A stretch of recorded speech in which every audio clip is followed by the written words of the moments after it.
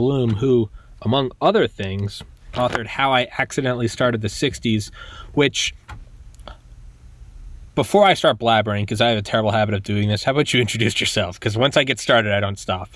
Well, let's see. I'm Howard Bloom. You got that right. I'm the author of 7 books. The second book was the subject of a symposium thrown by the Office of the Secretary of Defense. And they brought in people from the State Department, the Energy Department, DARPA, IBM, and MIT. And then there's something I should never repeat in public because it sounds horrible. But Channel 4 TV said Howard Bloom is the Einstein, Newton, Darwin, and Freud of the 21st century. And Year magazine said he may just be the new Stephen Hawking, except he's not just interested in the physical universe. He's interested in the human spirit. So, and I run 4 space committees, and there's a film on me, a 66-minute film that's won 2 awards, and the list goes on and on. I'm doing 16 projects at a time right now. You are the living madman. And to the best of my ability, Tommy. What I like most about everything is your intellect is apparent from the first 2 pages of the book, but what I like most about it is, obviously you're aware of him as Timothy Leary read your book. Right. To me, it reminded me of the journey of Baba Ram Dass, Richard Alpert. It mirrored the same thing of the journey outwards to what Ram Dass would call it, to find it. It's always just around the corner. It's a little, if we can just, it's right there. I'll be happy when. Yours is the same, but instead of it, you're looking for Satori, which Buddhist enlightenment, the peak, the oneness, pure actualization. And yours is the journey through all these things, trying to find it. And it's like looking for your keys, and then you finally realize you had them in your pocket. What a good analogy. I, for some reason, all my reading about Zen Buddhism it drew me to the conclusion that there is, the pilot light in a gas stove? So it drew me to the conclusion that there's this thin blue flame of spontaneity somewhere deep inside of you. And it flares up with a concept, an idea, an insight. And then that concept is run through a makeup department, a clothing department. It's dressed so that your friends will respond in a certain way to it. They will not cast you out. They will hopefully admire you for it. And it doesn't get into the stage of conscious and verbal self until it's gone through this vast makeup process. And in fact, I'm not a drug person. I don't drink coffee. I don't smoke cigarettes. I don't smoke marijuana or any of that stuff. But when I was 19 and seeking Zen Buddhist Satori, I was operating on the assumption that in order to see the infinite in the tiniest of things, you have to be able to experience every single extreme of human emotion in any culture, anywhere on this planet. And so one of the ways to carry out this way outside the bounds exploration was this new stuff that had just appeared on the street called LSD, and another thing that had been on the street for, who knows, 5 or 6 years or something like that, peyote. And in fact, one day, laying on a floor, staring at the ceiling with great big windows overlooking the San Francisco sky, I felt I saw that thin blue flame. And I saw that spontaneous thought go through the makeup department. And I saw, of course, what you're seeing when you're having hallucinations is a difficult thing to determine, but I saw the very process that I was working to undo. But there are 2 poems that inspired a lot of this. I hit them when I was 16 years old. One was by T.S. Eliot. It was called The Love Song of J. Alfred Prufrock. The other was by Edna St. Vincent Millay. It was called Renaissance. And the love song of J. Alfred Prufrock, in essence, says, if you have anything heroic to do in life, anything you think will define you, anything you will think will draw young men or women, the sex of your choice, to kiss you at your feet, you have to start it now. You have to start it today. You cannot put it off until tomorrow. You cannot put it off until next week, because once you put it off for the first time, you will keep putting it off. And then one day you will wake up and realize that the life force to do that thing so essential to you has gone. And your possibility of ever doing that thing has disappeared.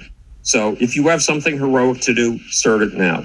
And the second poem, Edna St. Vincent Millay, Renaissance, says to just what I told you a minute ago, to see the infinite and the tiniest of things, you have to be able to stretch your empathic powers to feel within you every extreme of human emotion, including emotions from cultures very far away from your own. And so I set off in search of those two things. When my parents finally let me out of the house, I wanted to drop out of school in my junior year of high school and get a motorcycle and ride it across the country to California from Buffalo, New York, my hometown. My parents were shocked by this. I mean, the phrase dropout had not been coined. And nice Jewish boys do not drop out of high school, much less college. Well, my high school English teacher talked me out of it by saying, if you want to run away from home, fine, I'll put you up in a lumber camp in Oregon. Well, the last thing I wanted was to be in a room with a bunch of guys with smelly armpits. That was not my idea of adventure, not at all. So that scared me off from dropping out of high school. But when I was put on a train to take the 3-day and 3-night trip to Portland, Oregon, I was finally free of my parents. And 8 weeks before the end of my freshman year, even though I was in the top 10% of my class at Reed College in Portland, Oregon, I dropped out to seek Zen Buddhist Satori. And how I accidentally started the 60s is the tale of that. And I'm gonna have to say this carefully at the risk, because you're the legend. And I'm a 30-year-old sitting here with a camera, not entirely sure what I'm doing. I was never a good student in high school. I got to college and kind of got the bejesus scared out of me when I realized I remember my dad dropping me off on my 20th birthday, my sophomore year, and him just kind of saying, kind of nonchalantly, "You got 3 more years left to the real world." And it just, like a splinter, I realized I was like this whole partying, sitting at the pool, drinking beer, going to class hungover. Like, it's cute and funny now.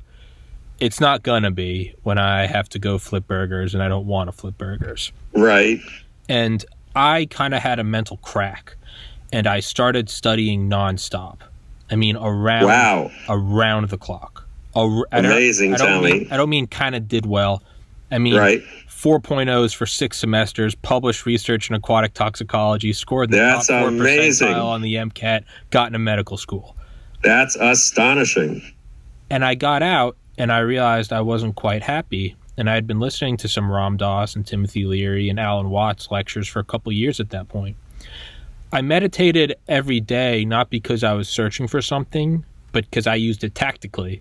When I'd studied organic chemistry for 90 minutes, and then I'd meditate for 20, because it allowed me to kind of gather my thoughts, clear myself, and then do another 90. I didn't drink, didn't smoke. So unlike you, I did it as a tool, and unintentionally, I started to learn more from that tool than the actual studying I was doing. I was going farther and farther inside. Right. And I was despite going to private Catholic school for 12 years, I'd become a raging atheist. I was, pre-med, physics, it's all just matter and energy, and there's no meaning to any of it. And I had all these weird kind of contradictions I had to face, because as I was meditating and going inside every day, I was experiencing these states of peace and bliss and empathy that I couldn't explain. And I was like, what the hell is this? So at the end, literally the day after I graduated college, I decided that I needed to know. And there was a quote I had seen by Maya Angelou right before I graduated that said there is no greater agony than bearing an untold story. And that's interesting. That's a very interesting quote. And it just sat in there. And I was like, what am I supposed to be, a doctor? Right. And so scared shitless, I went out to the woods and I took some psychedelic mushrooms with my friend. And we sat in a field for 7 hours. And in that moment, I saw that the question kind of arose, why can't you be happy with work? I love to work, no matter what it is. Right. I love to teach myself graphic design. I'll make this. Right. If I'm going to get guests, I'm going to get Howard Bloom. I'm going to get a guy that walked on the moon. Why can't work be loving? Why does it have to be study, study, study? It's got to be painful. Why can't Right. it? And in that sort of moment of bliss, I'm going to find it all out. A couple months later, my older brother committed suicide. Oh my God, Tommy. And I imploded. I couldn't handle it. Which way was up? Still an atheist, but now I got nothing to lean on. Right. Implode, go nuts. Decided not to go to medical school. Smoking, drinking, gaining weight, just nothing going for me. And I moved home in 2016. And right before I moved home, I'd become suicidal. And that's when I decided I needed to move home. Right. But before I did that, I decided that I needed I didn't know what the idea was, but as you so beautifully worded it, you have to know all the ranges of emotions. Right. Well, I'd experienced bliss through meditation. I got into medical school. I had the girl. Like, I'd experienced the highs. And Right. I figured, well, my logic was, if I'm going to commit suicide and, I'm going to go face the great beyond, that's more scary than anything in this world. So clearly I should make sure I'm okay with whatever this world has to give. So I decided to take what Terence McKenna would call a heroic dose of mushrooms with, oh my God, with a heroic dose of LSD. Right. Oh Lord, together. Well, my logic is I didn't want to do this, but if I couldn't handle that, how can I handle whatever's on the other side? Right. So I did that and sat on a waterbed for about 14 hours. Amazing. And at the peak of it, I realized that if I quit now, then there would be 0% chance of it ever getting better. Right. If I kept going, it might take 20 years, but it could still get better. So I called my mom the next morning. I said, I need you to come get me. This is why. Parents came and got me. Beautiful.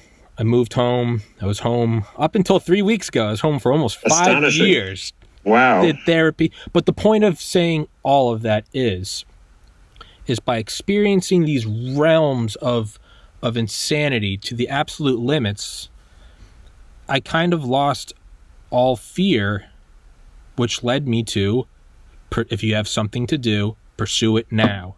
Not at 7 p.m., at 6:16 p.m., pursue it now. If I want to tell Mr. Bloom that very personal story, I'm going to tell it to him now. But that is what has given me, for lack of a better term, actually, well, your book's written. I know you're not offended by language. For lack of a better term, gave me the balls to be like, I'm going to start a podcast. I can do what Joe Rogan does. Right. Why not? I'm going to make my own hoodies. Why not?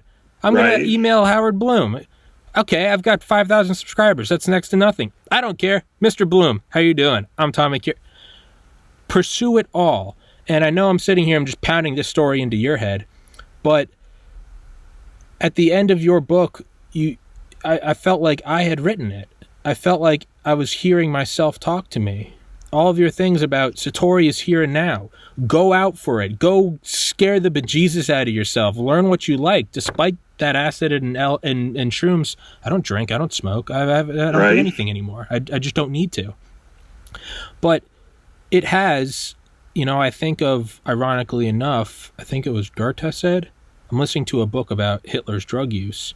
Right. But there's a quote, and it's voluntary dependence is the highest state of man. And I look at that as it doesn't have to be a drug. Is it just, as you said, Sisyphus? To give yourself a goal every day and do it forever. And, I'm not really sure why I told you all of that, but I felt that I needed to tell you all that. I'm not sure why. It'll make sense in hindsight. Right. That is where I am in life right now. That's astonishing. I do a podcast every day. What seemed to be your next steps? My next step, honestly, so people have asked me this before. What is the goal of this? Well, one, like we just said, a Sisyphus thing. I love a good goal. I love adding more podcasts every day, go farther, farther, farther.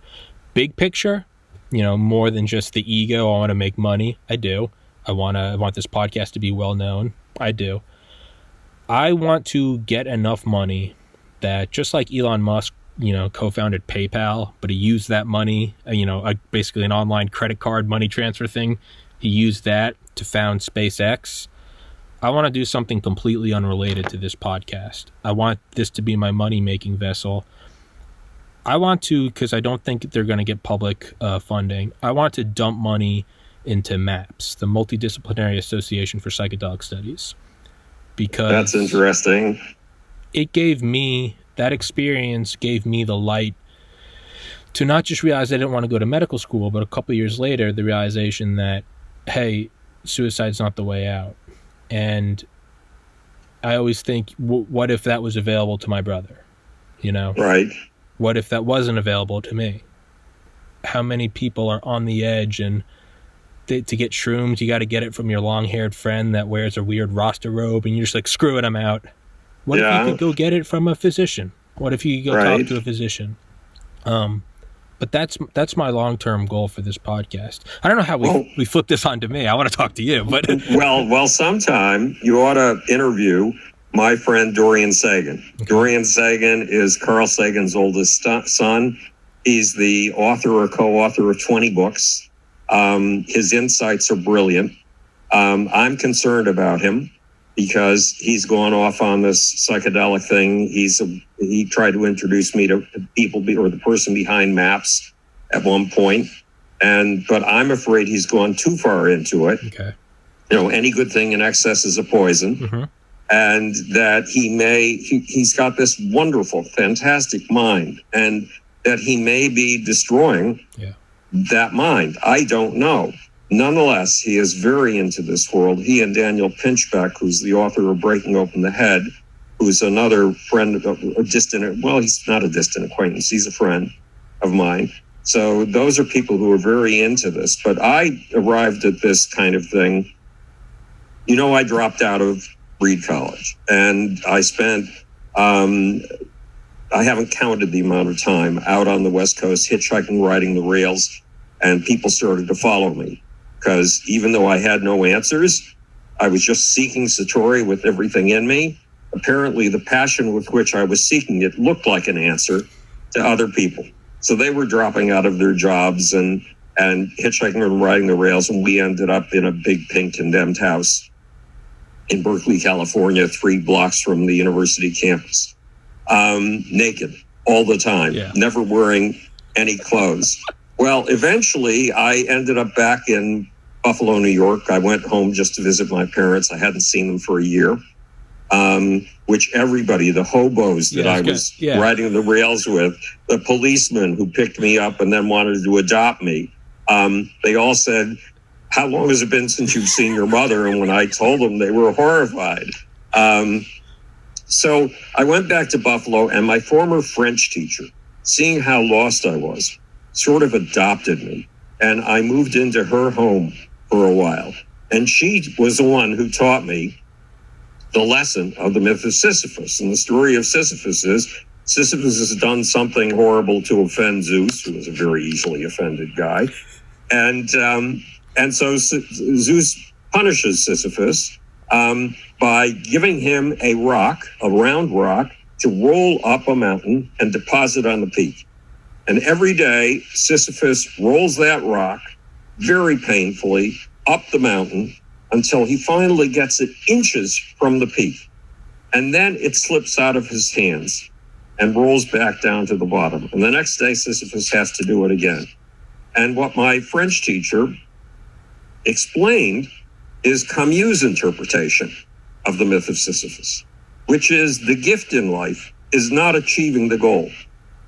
The gift in life is trying to achieve the goal. It's the path to the goal that carries all the riches, not the achievement of the goal. So I tried to find an artificial purpose for myself. And the easiest one was college.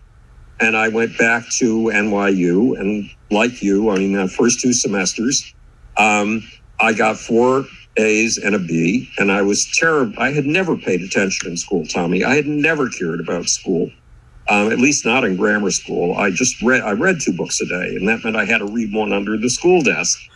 So I paid no attention to my teachers whatsoever. And now, for some reason, having that B offended me. And so I tried to figure out how to stop getting B's. And I realized something. I was reading when I was doing my homework, I was reading the textbook first and my notes last. And I realized I need to reverse that order. The first thing I need to study is the notes. Why? Because in the notes, I have the opinions of my teacher. And my teacher will only give me a B if I understand the stuff in the textbook, but not what he or she told me. If I parrot back what he or she thinks are his brilliant ideas, I will get an A. So that simple reversal, in order to satisfy the ego of my professors, changed everything. And for the next 3 years, I got straight A's, like you. And then there came the last day of school. And I'd had this artificial purpose for 4 years now. And I had no purpose anymore. So I was taken to a Country Joe and the Fish concert by a friend from across the street who had helped found the Beat movement. And her husband was the guy to whom Allen Ginsberg, the poet, dedicated the poem Howl, and which was the great poem of the Beat generation. And I had no purpose in life anymore. I had no rock to roll up the mountain anymore. And I sat there with a great big bottle of Valium and was contemplating suicide. So I've been through that too. But a strange thing happened that summer. My mom had always, everybody had known in Buffalo, New York, I was going to be a college professor from the time I was 10 years old. And my mother was very proud of that. My mom had scholarships at college, and she wasn't able to go because her family didn't have enough money to fill in the blanks from the scholarship. And so she was very happy with me going into academia. And my dad was not happy. He ran a tiny little hole-in-the-wall liquor store that became the biggest liquor store in Western New York State and is now an institution in Western New York. And my dad kept talking about the real world. And I had gotten fellowships at 4 different schools in what is today called neuroscience. And I accepted the one from Columbia University. And then I had a choice during that summer between diving into the real world and continuing in academia. And I had this vision of grad school as Auschwitz for the mind. Yeah. Because I had been after trying to understand, among other things, the ecstatic experience. The experience that you were alluding to when you gave me that quote from Goethe about the ultimate satisfaction as being caught up as a part of something bigger than yourself. I wanted to understand that experience, both as a personal ecstatic experience and as a social force, because that's what makes us molecules and the forces of history, that desire to be a part of something bigger than ourselves, and that emotion that sucks us out of ourselves up into something higher at certain moments in our lives. And I realized in grad school, I was going to get nowhere near that. I call that finding the gods inside of us. I was going to get nowhere near the gods inside of us. I'd be giving paper and pencil tests to 22 college students in exchange for a college credit. And how many of those 22 students sitting in a room filling out a questionnaire are going to go into the ecstatic experience and are going to touch the underside of God or whatever it is? None. Zero. I'd be cut off from one of the major experiences I wanted to understand, and it's from a scientific point of view. And I had an opportunity to go into something I knew absolutely nothing about, popular culture. And why did I know nothing about popular culture? Because I was unwelcome in any social group in Buffalo, New York from the time I was 4 years old. God, I'm losing my thread here. But the kids wanted nothing to do with me. And if they did anything with me, it was use me as a target. Yeah. That was the only way I got their attention, and I didn't want it that way. Popular culture was the culture of the kids who used to beat me up. I wanted to have nothing to do with it. So while they were listening to Elvis Presley, I was, and Chuck Berry, I was listening to Rachmaninoff, Beethoven, Bartok, and Stravinsky. So the least likely place for me on the planet was popular culture. But remember, you go to extremes in order to expand your understanding, especially your empathic understanding. And I went into pop culture, and it turned out to be a gold mine for me, and it brought me into the very land where the gods inside come alive, where the experiences that I have been seeking are alive the most. And there's one experience I have to tell you to give you an idea of the gods inside of us. In high school, I was just as unpopular as I had been in grammar school, even though my parents sent me to a small private high school in the hope that they would find a school in which I could engage. And the kids used the class president, the class vice president, the class secretary, the class treasurer as popularity positions. The most popular kid in the class got named president. The second most popular kid was vice president. The most popular girl was a secretary, and the most popular Jew was treasurer. So obviously I wasn't going to get any of those positions as the least popular kid in the school. But when it came to functional things, actually getting something done, then the popular kids wanted nothing to do with it. Mm-hmm. It was a responsibility. It would take them away from their drinking. And at which they really competed with each other to see who could collapse and go into a total puddle first. So they elected me in my junior year the head of the the head of the programming committee. Now, we had every school day, 5 days a week, open with the school assembly.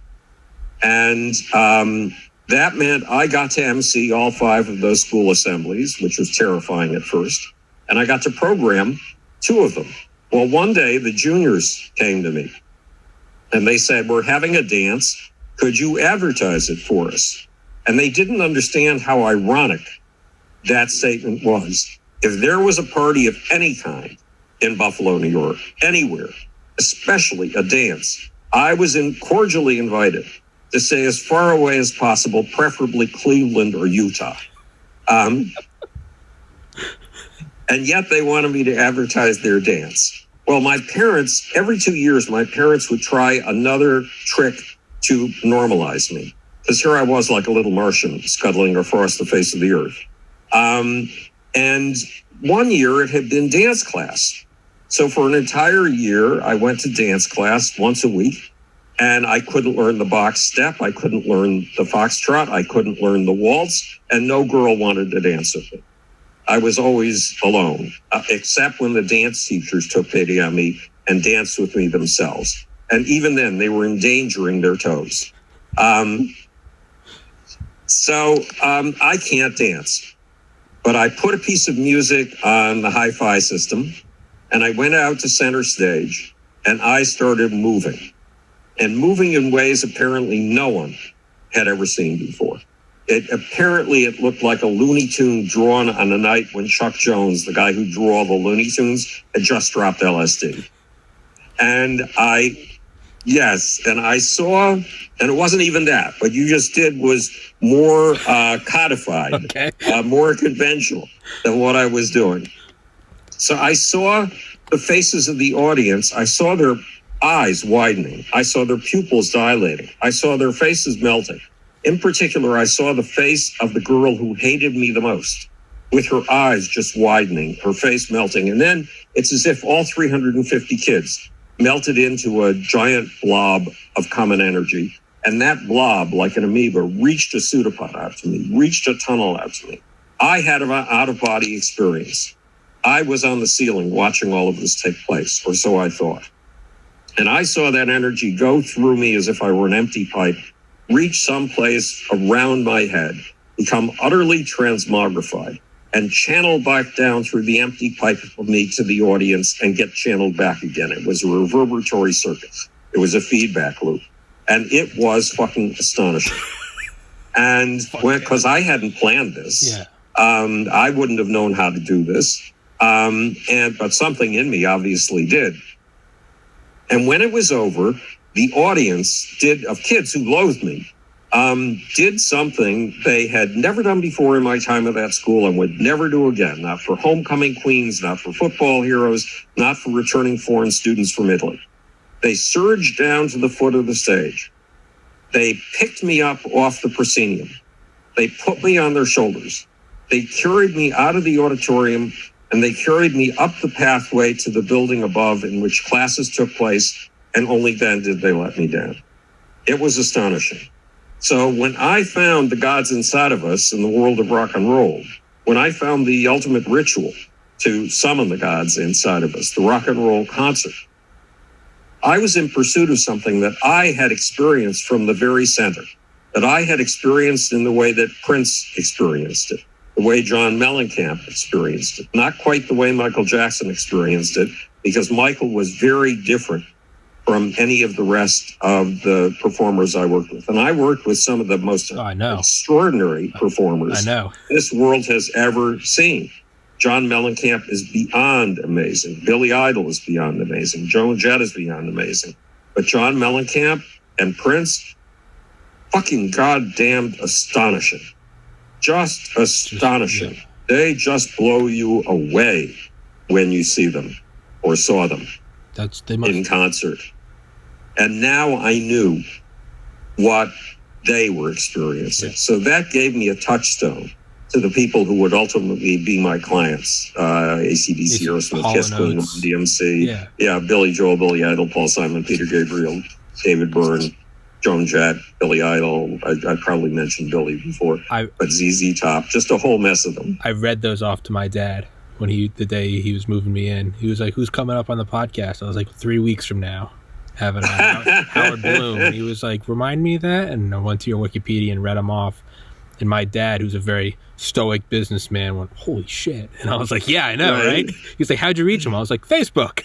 But those guys would be the high priests and priestesses 5,000 years ago, right? Because they could tap in to that God energy. You've got it. Absolutely. Atman, the Godhead. Yeah. They channeled it. Yes. And so when I was on stage at Park School, I was channeling something that was bigger than I was. And that's what Prince and John Mellencamp have done with every performance, not to mention Billy Idol and Joan Jett. When I first saw Joan Jett off stage, she was in her manager's office. She was slumped on a chair, and she looked as if she were almost dead. She looked like a hollowed out husk. Why? Because Joan Jett only comes alive in the eyes of an audience. Now, whether you and I know it or not, you and I also only come alive in the eyes of an audience. I have a stepson, and I used to talk to his mom when I was courting her every day. And he would answer the phone, and I'd say, "Walter, what happened today?" And he would say, "Stuff," because he couldn't remember what had happened during the day. Unless his friend Paul had come over. And if his friend Paul had come over, he would remember what had happened during the day. Why? He was in contact with another human being. And without that contact, our cognitive system goes down. No input. So all of us need an audience. But to have an audience of between 700 and 70,000 people is a whole different kind of experience. And it draws these ecstasies.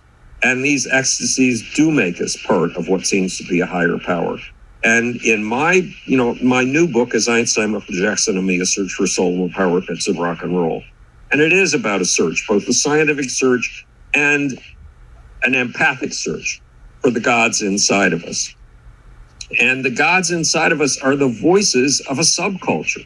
They're the voices of we hit the age of 11 and a half, 12 and a half, and 13 And we are going through a radical change. We are changing from children to fully sexual beings.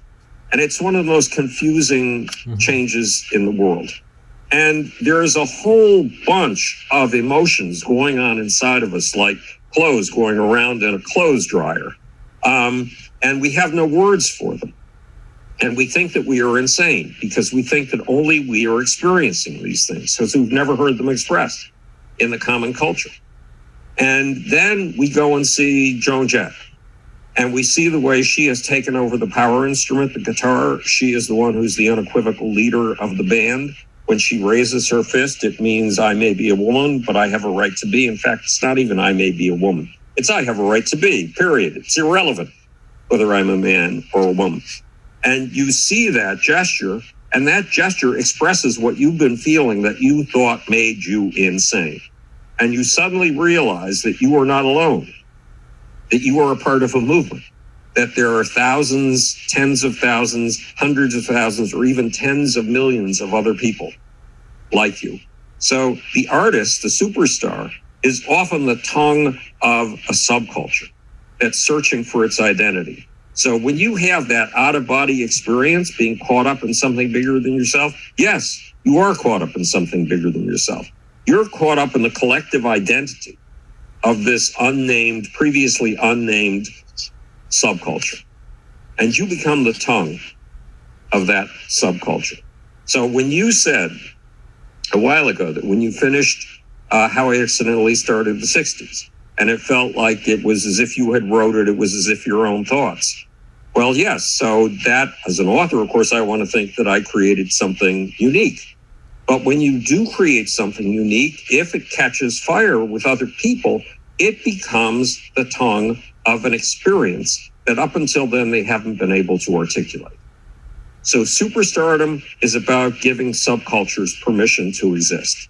It's about helping subcultures discover their identity and expressing the identity of that subculture in new ways. And again, yes, the ecstatic experience about being caught up in something higher than yourself, that something is real. Look, there are 100 trillion cells in Tommy Kerrigan. Each of those cells is capable, in theory, of being totally self-sufficient. None of those cells has a clue as to what a Tommy Kerrigan is, or that there even is such a thing as a Tommy Kerrigan. Well, in the same way, we members of an audience have no sense of the larger entity, identity that we make up, the Tommy Kerrigan-ness of us, or the counterculture nature of us, or whatever we want to call it. But we get an idea of that larger emergent personality of the group when we are caught up into something higher than ourselves, because that something higher than ourselves is in fact real. It's as real as the Tommy Kerrigan that marshals or which is the product of 100 trillion unknowing Tommy Kerrigan-ish cells. So we get a sense of something real. At least that's my hypothesis.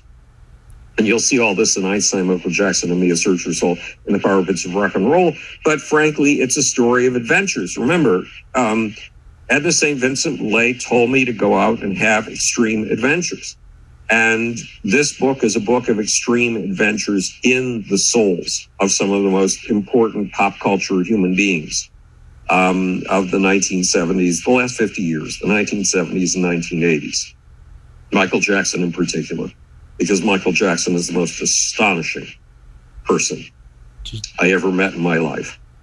Oh, yeah, you met him and you worked with him. I've only ever seen videos of him, but even seeing him moonwalk, you feel like this is what it must have been like to watch Jesus turn water into wine. You're like, you see it and you're like, oh, what is, it's just this, it's this moment where it's like, that's where you become the true believer in whatever it is, right? Whatever the Aztecs or, human sacrifice or building the pyramids, you see Michael Jackson start doing, and you can watch the video 30 years later and you still, the breath goes away as you see him moving. And you're like, what? It's like raindrops going up. Well, in a sense, the obligation of the artist is to achieve the impossible. Yeah. Because humans are fascinated when they see the impossible happen. When they saw the first men walking on the moon, or when they saw the moonwalk of Michael Jackson. And so what does the artist do? Ezra Pound, the poet, says that the artist is the antenna of society. Now, in the body of my 7 books, what you'll see is that this is a cosmos exploring her potential. This is a cosmos constantly feeling out new possibilities. This is a cosmos constantly reinventing herself. And she does it, among other things, through artists. Because when an artist makes the impossible happen for the first time, it makes that impossible thing possible for other human beings. The best example of that is a guitarist that I worked with when I created a public and artist relations department for Gulf and Western, which was the biggest conglomerate in the world at the time, for their 14 record companies. And I had this guitarist named Bill Chinnick. And Bill's poor baby, he was a nice guy. His songs were totally unmemorable. His vocals were totally unmemorable. But there was something unusual about his guitar work. So one day, Bill told me he was playing in a club in New Jersey. And there was a little old man at the very back of the audience. And when the audience left, the little old man came down to the foot of the stage and said, "Son, how did you do that?" Meaning Bill's guitar work. And Bill said, "Sir, I loved the music of Les Paul, the guitar work of Les Paul when I was a kid. So I put Les Paul records in stacks on my turntable. And I sat there for 3 years trying to become as good at the guitar as Les Paul was. And despite how horrible those 3 years were, I finally got it." And the little old man said, "Son, I am Les Paul. Don't you realize I invented multi-tracking?" In other words, what Bill Chinnick had been listening to was 8 Les Pauls. And what Bill Chinnick had taught himself to do. Holy shit. Was to do what 8 Les Pauls had done. There's another example, and it's in Einstein, Michael Jackson, and Me, A Search for Soul and the Power Pits of Rock and Roll. And it's back around 1954. Every sports physiologist in the world knew a simple basic fact.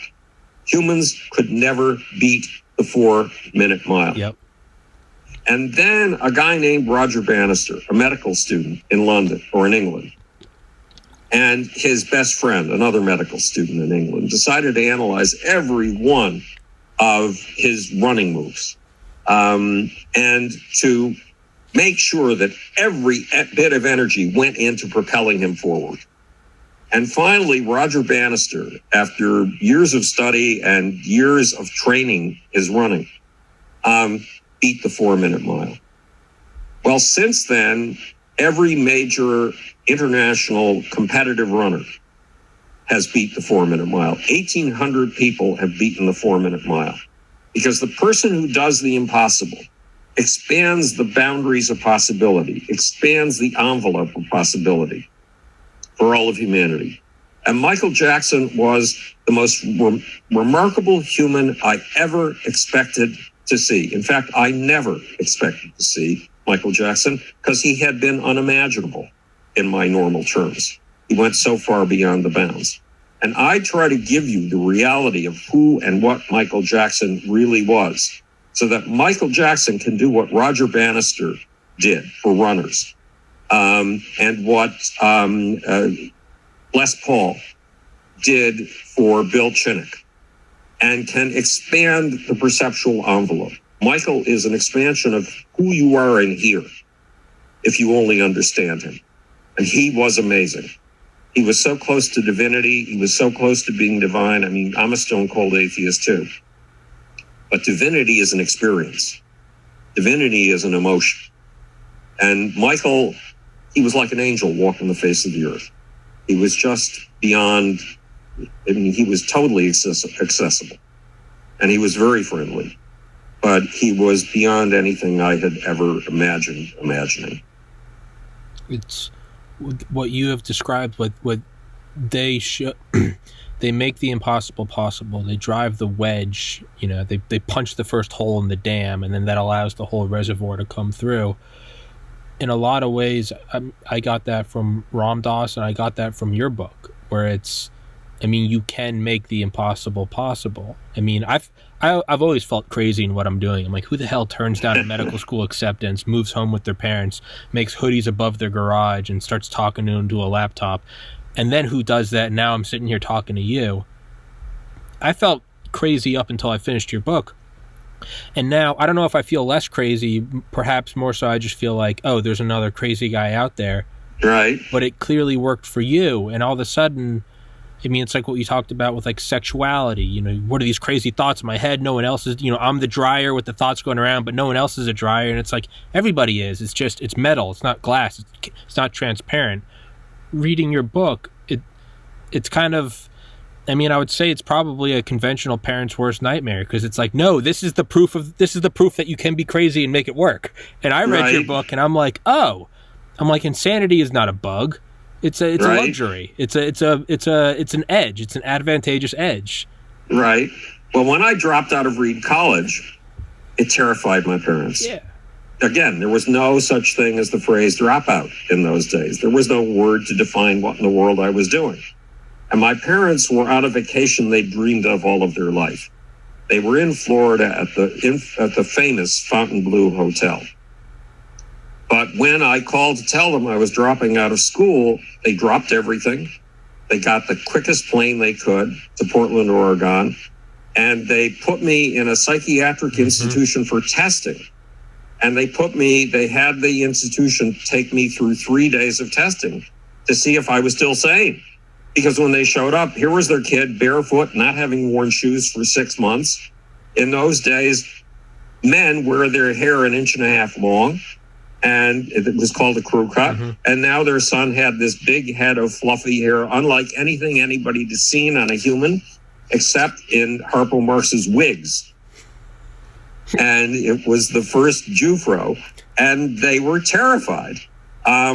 So I went through the 3 days of testing, and then I was called into the office of the head of the institution for my final diagnosis. And he said, okay, our tests indicate that you are marginally psychotic, that you are marginally delusional. But yet I think you are the sanest person I have ever met. And I wished I could be you. So go in peace. Follow your mission. It was amazing. It was just amazing. But the trick is, it's the obligation of all of us to expand the envelope of human possibility. It's the obligation of all of us to wrestle with something that's impossible and to bring it into the realm of the normal. And humanity's been doing this ever since humanity's been here, with the invention of the first stone tool 3.1 million years ago. That's our job. And why? Because this is a cosmos in search of her potential, in search of her next possibilities, in search of what, in my books, I call her next supersized surprise. And you and I are feelers. You know how when you lose a contact lens on a rug, especially a shag rug, you spread your fingers out. So each fingertip becomes an antenna in a search engine.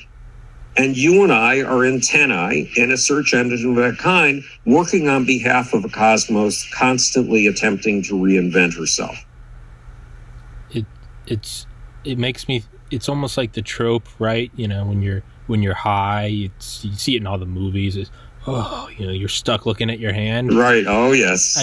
Is this just not the universe? Are we not the hands of the universe? And right now I'm looking at me and I'm going, what is this? It's Howard Bloom. And you're looking at me and you're like, what is this? It's Tommy. But we're just the universe looking at our hands, just like, what are these things? Well, two things. First of all, I've got to find a better word for this, but there's a spiritual dimension to the universe from the very get-go. And what do I mean by a spiritual dimension? In the very beginning, in the Big Bang, the first quarks, the very first things, quarks precipitate.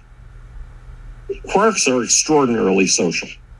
A quark cannot live on its own, period. It needs to gang together with at least one other quark, and and more preferably 2 other quarks in order to survive. Now, when you put 3 quarks together, Aristotle says that if you understand the laws of the tiniest of things, what he calls the elements, you understand everything. Well, we understand how quarks work.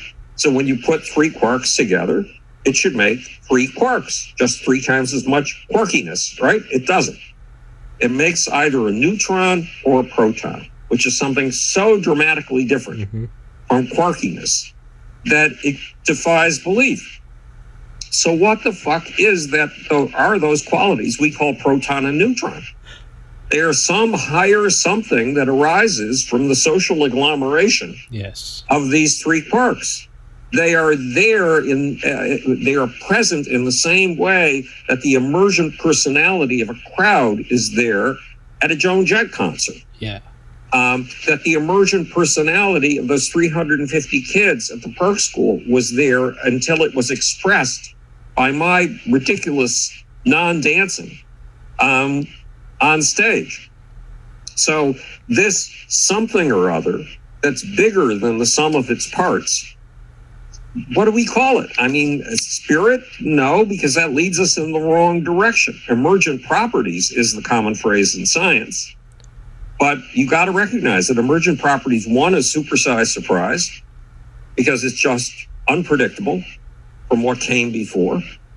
And 2, it is not in the matter.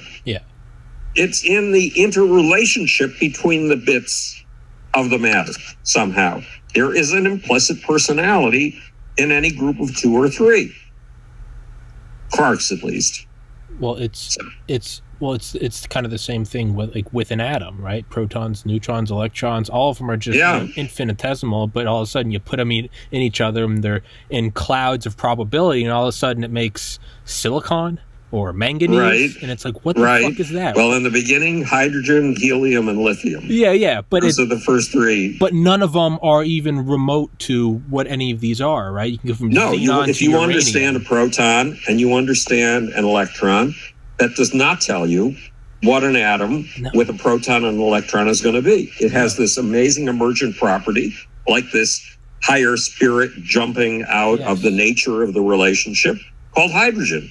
Same thing is, and if you can understand all the atoms, you go, oh, we finally got it down pat. Well, no one knows. Well, what if you put 12 of them together and you made some, long chain carbohydrate? And it's like, well, what the fuck is that? It's the same thing with the cells. Oh, we understand a cell. It's got a nucleosome and a ribosome and a sarcoplasmic reticulum. What happens if you multiply it by 100 trillion? You get Tommy? You get Howard? Yeah. What's that? Oh, so why can't it happen again? Why can't it just jump up again? And our job is to make the impossible possible, to expand the envelope what the cosmos can achieve. Because it's going to keep achieving with humans or without humans. But humans are one of its attempts to find a whole new kind of search engine with which to find its next possibility and bring it into reality. It's, I told this story to one person, and it was my girlfriend at the time in 2013. When I went and interviewed at the Keck School of Medicine in Los Angeles, I was rejected. But I went out there, and I remember I was interviewing, it's all these Ivy League kids, and there I am, University of Georgia shirt. And I remember talking to the doctor that interviewed me, not the dean, but just one of the professors. We're talking, and we're going back and forth, just a bunch of bullshit, small talk. He's making sure I'm not clinically insane. We finally finished, and he goes, any questions? And I said, can I ask you off the record? And he goes, yeah. I go, what are my chances? And he goes, pretty good, but I don't think you should go. And I asked him what he meant, and he said, I think you need to go out and find something. And he goes, I don't think it's medicine. And that's interesting. I took that as the greatest compliment, that he was like, you might get in, but he was like, I don't think you should. That's amazing, Tommy. It's been 8 years. I figure his identity is nice and anonymous. But that's one thing I've always it's not as awesome as the therapist telling you, you're on the border of psychosis, but I think you're sane. It's this doctor going, you jumped through the hoops, you did the flips. I don't think this is for you, man. He didn't tell me what to do, but he was like, I don't think it's for you. And to me, that was always like, it was almost a sort of blessing from one of the, our modern day high priests are the doctors. And he was sort of saying, like, you've made it to the temple, but I don't think it's for you. Right. Like, well, he probably did you a favor. The big trick is to go out and have the adventures. I mean, I was lucky. I landed by total accident in the world of popular culture. Mm-hmm. But wait, we only have 2 minutes. I know. We got to wrap it up. I know. It's. But look, in my junior year, so I took poetry very seriously, right? These 2 poems really set me on my path: The Love Song of Jail for Proof Rock and Renaissance. And so I was writing a lot of poetry from the time I was 14. And I took courses from the poet in residence at NYU. And one day he said, Bloom, wait until everybody leaves the classroom. Close the door. Sit there. And he pointed at the bowling out chair. I need to talk to you. Tommy, this did not sound good. And so I waited until they all left. I closed the door. I sat in the bowling out seat. And he said, look, you, last year I asked you to be on the staff of the literary magazine. You never even showed up. This year, I'm telling you, you are the literary magazine. Not only are you the editor, but you don't even have a faculty advisor. The minute you walk out that door, you're it. Now walk out that door. So I walked out the door looking terribly puzzled. And a kid saw me. The kindness of strangers is astonishing. And he said, you look disturbed about something. Can I help you? And I said, yes, I've just been named the editor of the literary magazine. Now, why was I so against being editor of the literary magazine? Because literary magazines are boring. Mm-hmm. They're totally unappetizing. They have these pale blue covers that will put you to sleep. The typefaces on the covers are horrible, monstrous. And if there was an orgy going anywhere in New York City and you took a literary magazine and threw it into the room, you would empty the room in 5 minutes.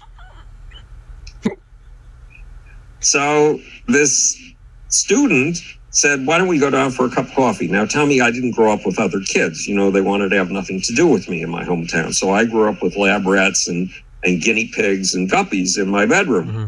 And guinea pigs and guppies don't have rituals like, let's have a cup of coffee. So I really didn't know what that meant. I'd never had that invitation before. So I meekly followed him to a coffee shop. He ordered a cup of coffee. I ordered a glass of water. And he asked me one of the most important questions I've ever been asked in my life.